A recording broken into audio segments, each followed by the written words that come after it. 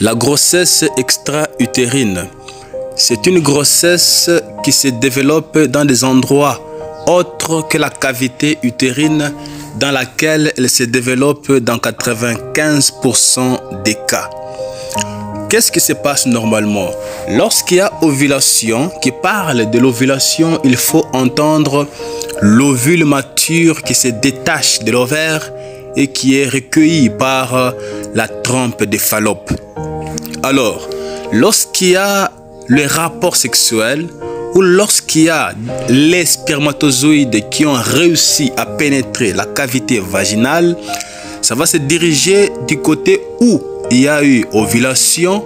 Et comme vous savez, c'est seulement un seul spermatozoïde qui va réussir à pénétrer et aller féconder l'ovule. Ainsi, on parlera de la fécondation, donc la fusion du spermatozoïde et de l'ovule.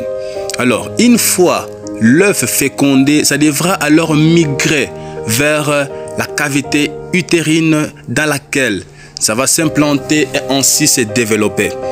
Alors, cette migration, ce qu'on appelle la nidation, qui est l'implantation de l'œuf dans la muqueuse utérine, qui prend en général 8 jours, il va y avoir un chèque.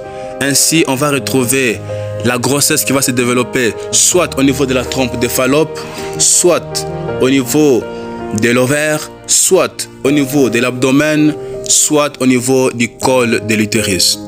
Alors, une fois que vous constatez ou vous suspectez que vous êtes enceinte, que vous avez une grossesse et que vous avez des signes comme le mal au bas-ventre, du côté unilatéral, c'est-à-dire d'un seul côté, c'est généralement du côté où il y a eu fécondation, et que vous avez aussi des saignements de couleur noirâtre, là il faut consulter parce que c'est une urgence obstétricale. Plus tôt vous consultez, plus tôt on intervient, mieux c'est. Plus tard, ça va être autre chose. Parce que au cas où la grossesse se développe au niveau de la trompe de Fallope, faute d'espace, cette trompe va se rompre.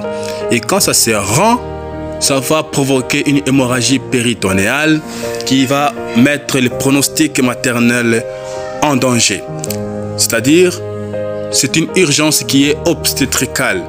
Donc, en cas de ces signes, en cas de ces symptômes, il faut aller consulter. Parce que la GU, encore appelée la grossesse extra-utérine, c'est une pathologie qui est malheureusement fréquente en gynécologie obstétrique.